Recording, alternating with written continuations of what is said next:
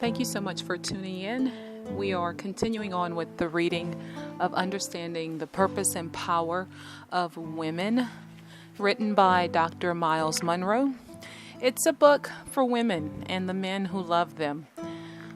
I usually like to begin, or lately I've began by discussing a few points that I've taken with me since reading the book, or at least comment on it. I will say that since reading the book, it's like my eyes are opened, and once you know better, you should do better. I know for me, this means adjusting my life and being more of a woman. And what I mean when I say that is to live up to the purpose for which God has created me. It's not to boast or to be prideful, but just to understand who I am as a woman in God and who I am as a woman placed here on earth by God to be an example, to represent our kingdom, and to live in such a way that I appreciate who I am. I know so many of us, we come to a place where, what's seen on television or in different medias and what have you, it can cause you to think in certain ways about yourself and not give yourself enough credit for what you have and where you have been and those things that you are capable of doing now. So I say this for myself, and if it's an encouragement to anyone else, then by all means I allow myself to be humbled by those same words. I am wonderfully made.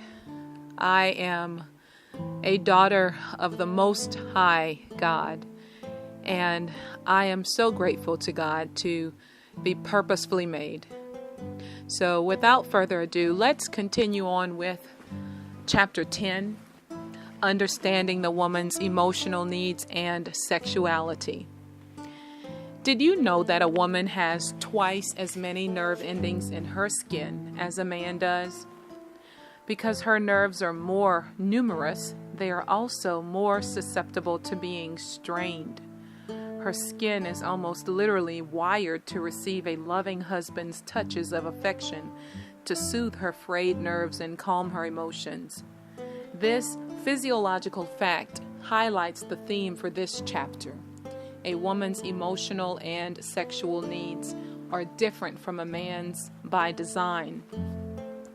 I want the idea of God's purpose and design to permeate your thinking about the relationship between females and males, because it is such a fundamental principle, has so many applications, and is crucial to understanding the differences between them. Here are some of the major differences between men and women. Women tend to take things to heart. Men tend to take things impersonally. In material things, women tend to look at the goals. Men want to know how to get there. In spiritual or intangible things, the opposite is true. Men look at the goals. Women want to know how to get there. Women are like computers. Their minds keep processing in the background until a problem is solved. Men are like filing cabinets. They take problems but put them in the file and close the drawer. A woman's home is an extension of her personality. A man's job is an extension of his personality. Women have a great need for security and roots. Men can be nomadic. Women tend to be guilt-prone. Men tend to be resentful. Women are constantly changing. Men level off and stay the same. Women tend to become involved with things more easily and more quickly. Men tend to stand back and evaluate. Considering these differences, in addition to the others we've discussed throughout this book, we shouldn't wonder why men and women have misunderstandings and conflicts in their relationships. Remember, one of our primary principles, Purpose determines design, or nature, and design determines needs. The above differences are related to the specific designs of women and men. Their designs, in turn, determine the needs of each that need to be met in order for them to be fulfilled, contented, and living in God's creation purposes. The problem is that many people are not fully aware of their own needs, let alone the needs of others.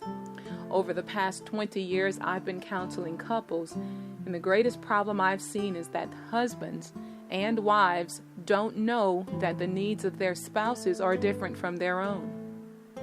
Even when people are aware of their needs, they often live in frustration because their needs are not being met. They end up demanding that another person satisfy them, or they suffer in silence, never expecting to live a completely fulfilled life. In this chapter, I want to highlight 3 paramount needs of females and males that contribute to a fulfilling relationship. It is important for us to keep these needs centrally in mind as we interact with our spouses and others with whom we are in relationship.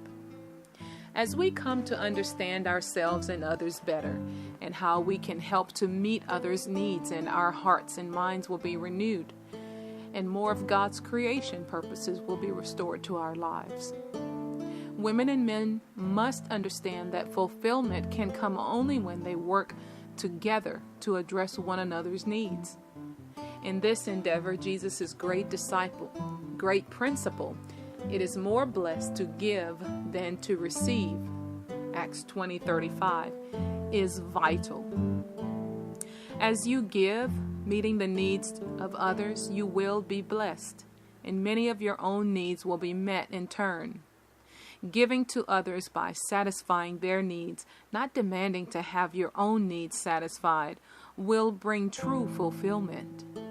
Some of the ideas in this chapter we have discussed in other contexts, while other ideas are new. We must allow these principles to permeate our understanding so that they will become part of our lives. Please keep in mind that the needs that are listed as female needs and the needs that are listed as male needs are also the needs of both. However, in this chapter, they will be discussed in the context of the primary needs of each. If we can learn and apply the following principles, we will go a long way to healing broken lives, promoting understanding, and developing strong relationships between women and men. The woman needs love. The primary need of the female man is love. We have learned that the woman was designed to receive love. This truth is so central to a woman's emotional needs that if it is the only one that men learn and apply, it will make a vast difference in women's lives, and consequently in their own. A woman doesn't just want love, she truly needs it by design. This is why a man can give her a house and expensive gifts and she will still not feel satisfied. The man will say, "What's wrong with you? I can't do anything to please you. I'm giving you all these things and you're still unhappy." She will say, "It is not this mink coat or this house that I really want. I want you. I want you to tell me I'm important and special and unique to you, and that I'm everything you've been dreaming of. I want you to tell me you love me." You can't replace love. To love means to cherish, to care for, and to show affection. Cherishing a woman doesn't mean buying her expensive presents. It means calling her several times a day and telling her that you love her. Caring means that you go out of your way to make sure that she has everything she needs. It means dropping everything you're doing just to make certain that she is all right. Love doesn't say, "I'm busy right now, I'll talk to you later." Caring is making other people wait while you meet the needs of your wife. Affection is the environment in which to grow a wonderful marriage. A woman's need for affection can be met with plenty of hugs and kisses, a steady flow of words, cards, and flowers, common courtesies and meaningful gifts that show the man is thinking of her, esteems her, and values her presence in his life. A man can also meet a woman's need for love by providing her with financial security. This will make her feel cared for and protected. In addition, when a man spends time with a woman, it makes her feel loved because she knows she comes first in his life. Balancing financial provision and quality time with his wife often creates the greatest challenge for a man because providing for his wife usually requires that he be away from her while he is at work, at his workplace. However, when a man spends many hours overtime at his job trying to get ahead, but neglects his wife and family, she will not feel loved, even though they may have millions of dollars in the bank. If a woman is single, receiving love is still her greatest need. She also needs the affirmation and companionship of men. It is the way she is designed. Fathers, uncles, brothers, and male friends can recognize a single woman's need and show brotherly love by acts of kindness, companionship, and assistance during life's difficulties. A man needs respect. Because the female's primary need is for love, she often thinks that the male's primary need is for love also. He needs love, but he has a need that is even greater than that. If a female expresses love to a male without fulfilling this other need, he might not respond in the way she expects him to. He might remain somewhat distant. For example, a woman may wonder why her husband doesn't seem satisfied in the relationship when she has been lovingly trying to help him by keeping the household running smoothly and providing for his material needs. A woman might even write her husband love notes and give him lots of affection, but notice that he still doesn't seem happy. She wonders, what else can I do for this man? Yet, a male feels about those things in the same way that a female feels about the male's provision of a house. He is grateful that his material and emotional needs are being taken care of, and he appreciates his wife's efforts. However, these things don't address his primary need. As much as a woman needs to feel that she is loved, a man needs to know that he is respected. Being respected is at the core of his self-esteem, and it affects every other area of his life. Each one of you, husbands, also must love his wife as he loves himself, and the wife must respect her husband. Ephesians 5:33. A woman can meet a man's need for admiration and respect by understanding his value and achievements more than anyone else. She needs to remind him of his capabilities and help him to maintain his self-confidence. She should be proud of her husband, not out of duty, but as an expression of sincere admiration for the man with whom she has chosen to share her life. Paralleling the situation of the single woman, a single man needs respect as much as a married man does. He needs the respect and affirmation of women because he is designed to need it. The women in a single man's life can meet his need by recognizing his value and accomplishments as a man and by encouraging him in his talents and life work. A husband is to love and cherish his wife. A wife is to respect and honor her husband. In this way, there will be a constant meeting of the other's primary needs. What do I do in the meantime? One of the problems a woman may face is that her husband doesn't know he's supposed to love her in the way I've just described. This is a very real problem. Even though a woman might be honoring and esteeming her husband, he might not be showing her love because he really doesn't know how. Both men and women need to understand and meet each other's needs.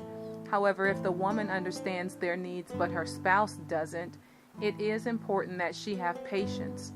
She needs to respond to her husband according to what he knows. If I know that a person is ignorant, I can't be angry at him. Jesus is the highest model of this for us. He said, "Father, forgive them, for they do not know what they are doing." Luke 23:34. The difficulty comes when you know that a person is aware of what he's supposed to be doing, but still doesn't do it. In this case, some kind of reproof is necessary. Depending on the situation, a woman might appeal directly to her husband, or she might appeal to the pastor, a trusted Christian friend, or even a family member to speak to her husband for her. Yet her best appeal is to pray for her husband and allow the Lord to change him. However, you can't reprove an ignorant person. You can reprove a person who has knowledge, but you need to overlook the faults of a person who is ignorant. This will keep bitterness from taking over your heart.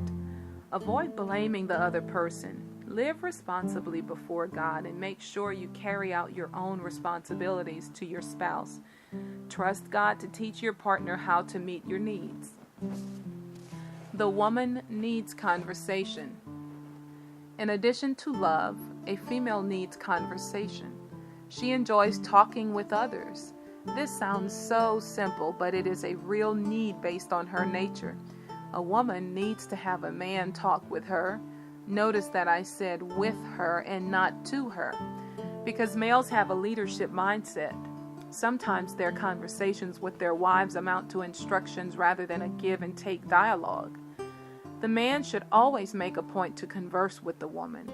Costly gifts don't mean anything to a woman if the man just leaves them with her and then walks away. She'd rather have the conversation. The man can fulfill a woman's need for intimate conversation by continually making a point to communicate with her. To truly meet her need, he should talk with her at the feeling level and not just the knowledge and information level. She needs him to listen to her attitudes about the events of her day with sensitivity, interest, and concern. All of his conversations with her should convey a desire to understand her, not to change her. This means that he should not necessarily immediately try to solve her problems for her. He needs to resist the impulse to offer solutions and instead offer his full attention and understanding. After giving her plenty of time to express her feelings, he should conduct his end of the conversation with courtesy and openness, looking her in the eyes and telling her what he really thinks and feels.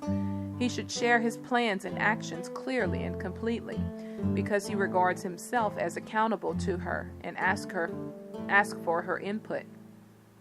This will enable her to trust him and feel secure.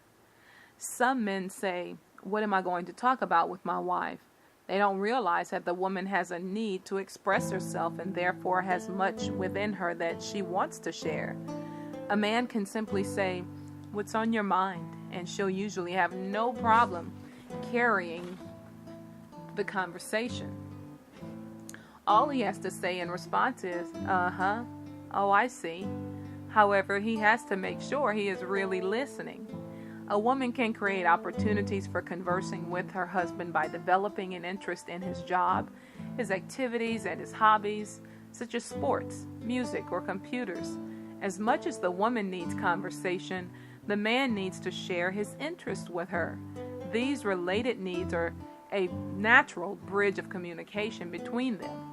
For example, if he's in the middle of watching a ball game, it would not be constructive to say, "Shut that thing off, I'm tired of this." That won't create an atmosphere for conversation, but will usually cause tension. Instead, she can walk into the room in which he's watching television and say with genuine interest, "Honey, they just caught that ball and now they're kicking it again. What are they doing that for?" The man will immediately start talking because he likes to discuss his interests and pursuits. Here's another illustration. If the woman goes into the room where the man is watching his favorite team compete and says, "I want to talk to you," he will probably say, "Right after they finish this play." When she comes back in a few minutes and says, "I said I want to talk to you," he will answer, right after the next play. This will likely continue throughout the entire game. Instead, a woman can say, "Sweetheart, I'd like to talk to you, but let's watch this game together first. I want you to tell me everything about this game." Now the woman has really succeeded because the man is doing what he likes, but she has gotten him to talk about it too. After the game, she will likely have his full attention in the matter about which she wanted to talk to him. So if women can get involved with men in their sport or any other interest they have, they can actually develop an atmosphere for conversation. Many women would truly be amazed at what would happen if they would learn to be interested in what their husbands are interested in. The man has a need for recreational companionship. While the female has a need for conversation, the male has a need for recreational companionship.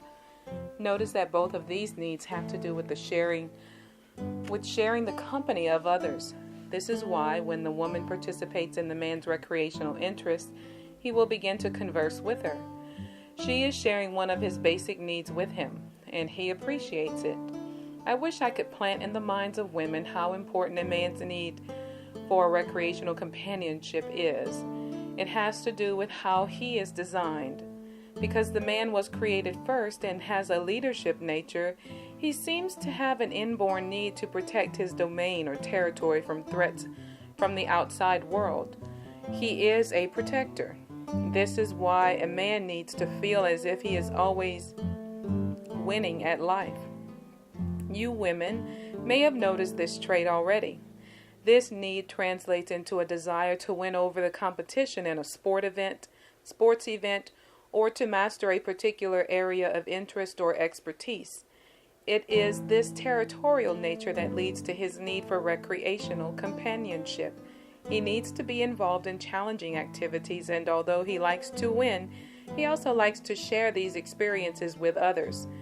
Nothing blesses a man more than when a woman is involved in his recreation. I can't emphasize enough how important this is. As I mentioned in the last section about a woman's need for conversation, if a woman participates in whatever a man enjoys doing, playing tennis, visiting historical landmarks, playing an instrument, or designing computer programs, for example, and lets him tell her all about them, she can strengthen her relationship with him. He will feel good when she is involved with him in his recreation. I've seen men pick up other women who participate in their recreational activity because they need the companionship. A wife may prevent this from happening if she becomes involved in her husband's interest. If a man gains a sense of accomplishment through performing music, she should become familiar with his music. Whatever he considers his form of competition or whatever he is involved in that makes him feel as if he is shaping his own environment, she should become a part of it. I've heard women say things about their husbands such as, "That old fool, he's always over at the ball field playing softball. I wish he would stop that and come home and be a husband." This attitude won't help the situation. He has a need that is being met out there on the ball field. Why would a man spend hours on something unless he has a need that is being fulfilled through it? Instead of fighting against what brings fulfillment to the man, the woman should find out why it is important to him. Then, if possible, she should participate in it so that they can experience it together, thus building understanding, companionship, and intimacy in their relationship.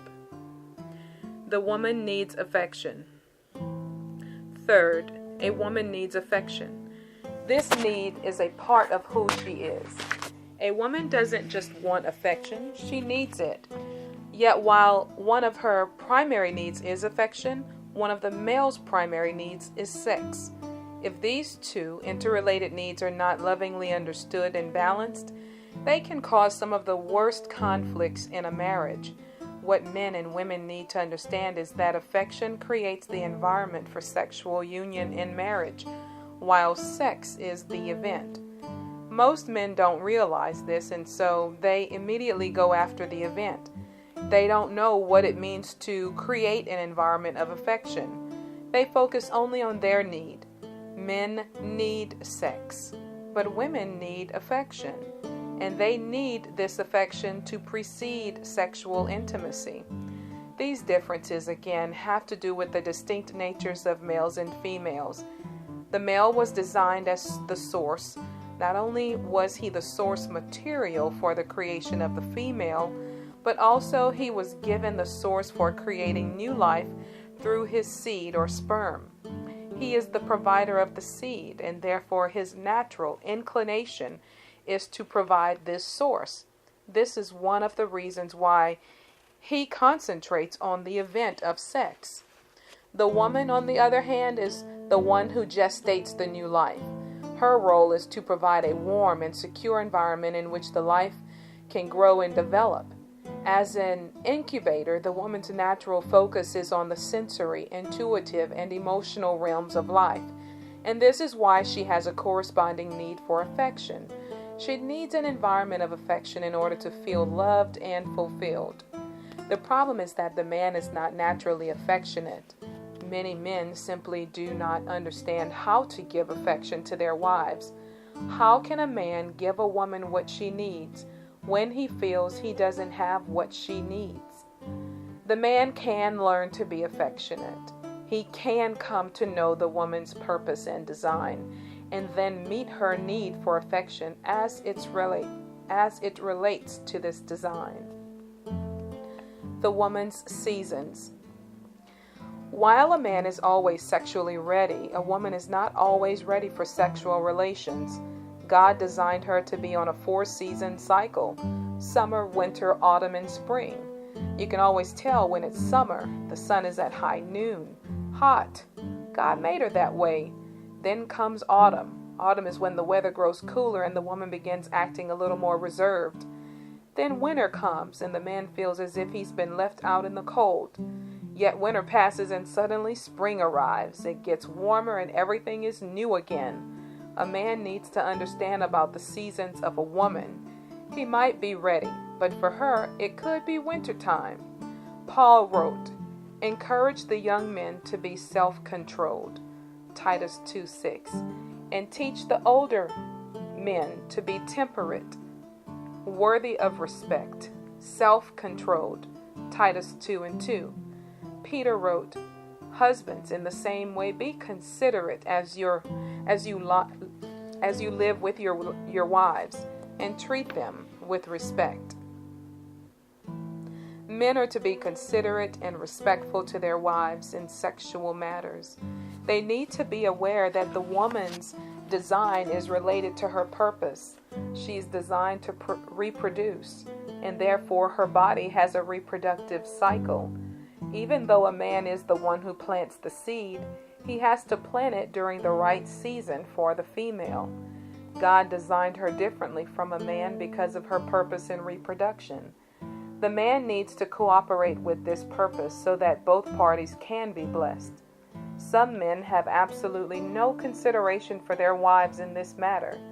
Lately, I've heard of many cases of marital rape. Men raping their wives is a big problem. They think that their marriage license gives them the license to force their wives. That is not being a man. It is being a beast.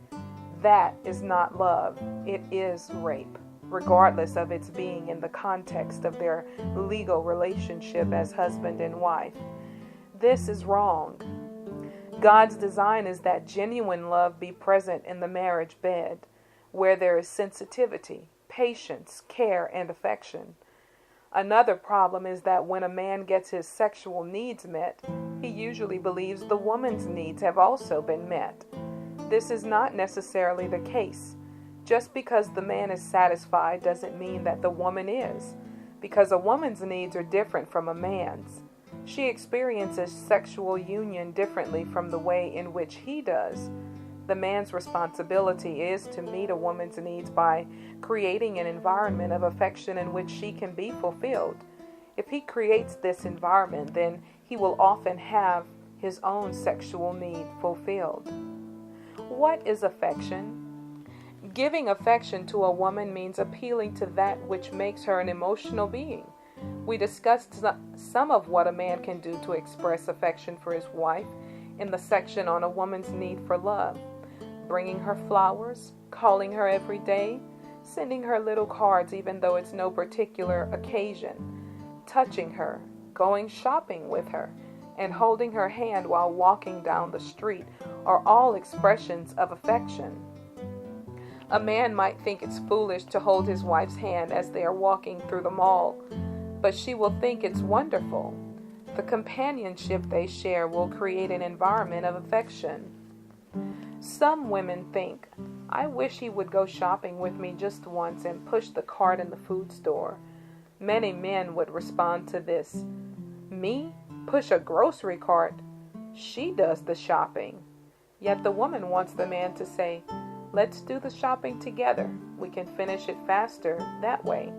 And then we'll have time to go for a drive. That's affection.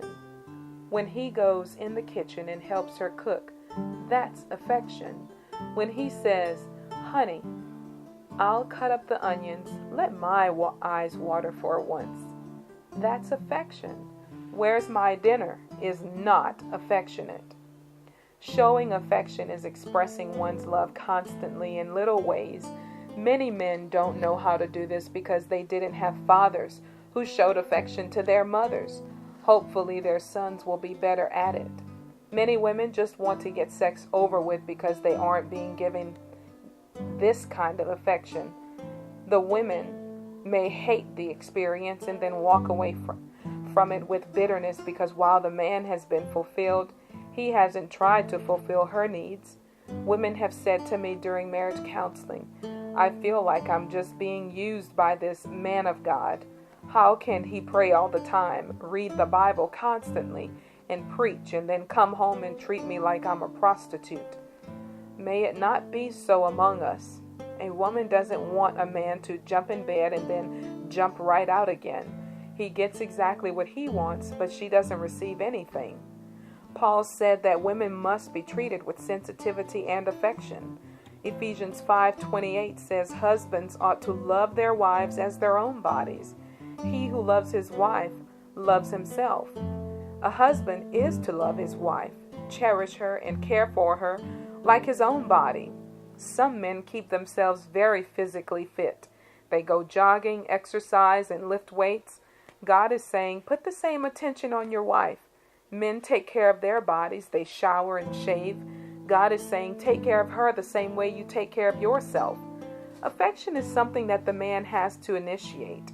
If a man is not sure how to be affectionate, he should sit down with his wife and say, tell me how to be affectionate. Men need to be trained in this. I can tell you right now that there are thousands upon thousands of men who know nothing about affection.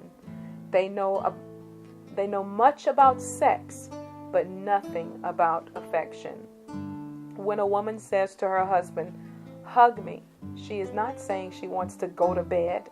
She's saying she wants affection. If the man holds her and holds her long enough, he will be rewarded. A male is always ready.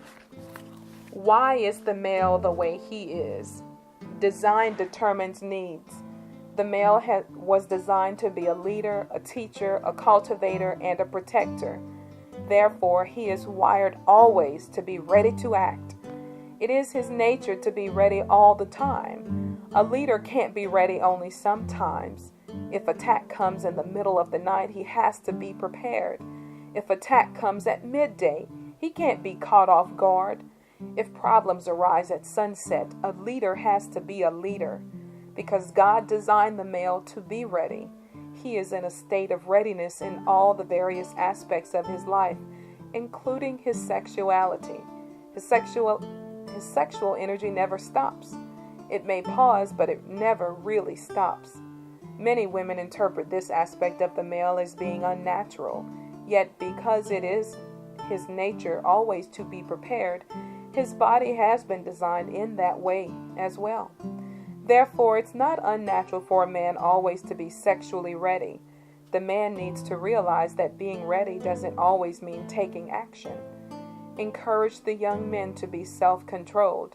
Titus 2:6. Self-control is a recurring theme in Paul's writings. He knew that sex can control men. When you're always ready, you must be able to exercise self-control.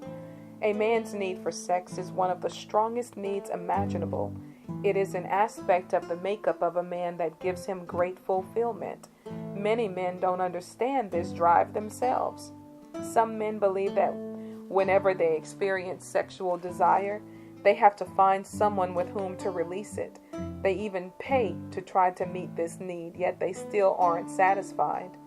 They don't understand that God made them ready because of the leadership purpose He's given them. Therefore, their energy should be channeled into positive leadership.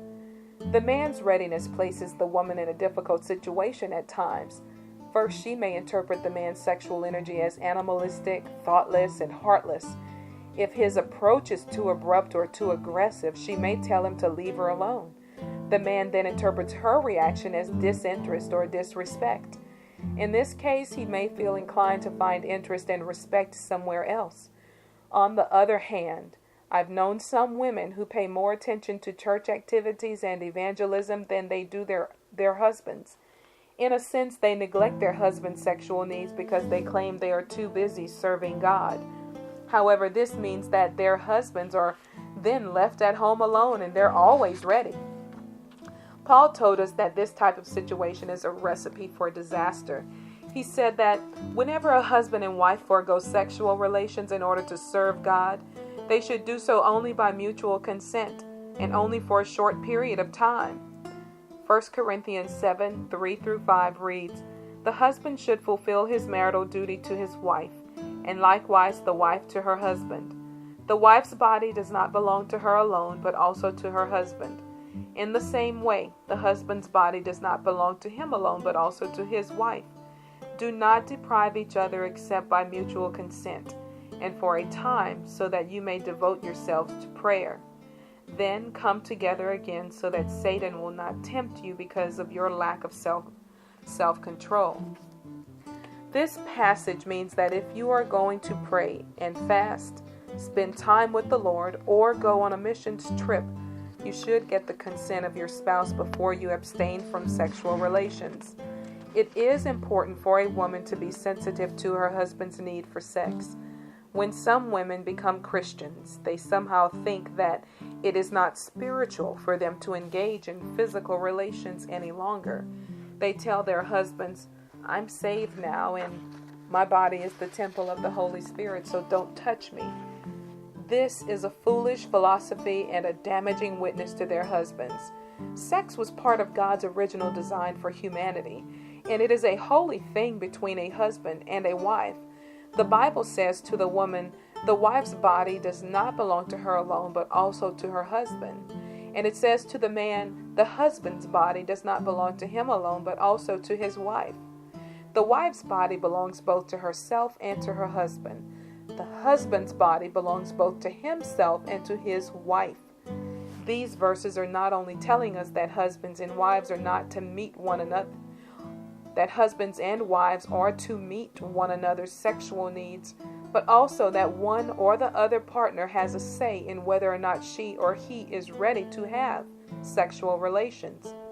The husband may say, "Honey, I'm ready," but she has the right to say, "You're always ready, but I'm not ready right now." There has to be a balance between having one's needs fulfilled and showing consideration for the other person's needs. Some men walk around with the attitude, "If I don't have it, I'm going to die." Well, let them die, then, because it's not true. The man is always ready, so he needs to exercise some self-control. As Peter said, a husband is to be sensitive to his wife's needs. He is to live with her with knowledge and consideration. Wow. Learning and fulfilling one another's needs. The primary areas of need, therefore, for women and men are love, respect, conversation, recreational companionship, affection, sex. If you want to be blessed, don't focus on your needs, but discover what the other person's needs are and seek to fulfill them. This will become a double blessing because meeting the needs of the other person usually causes him or her to want to fulfill yours. Whenever you are not receiving what you need in a relationship, check to see if you are fulfilling these basic needs first.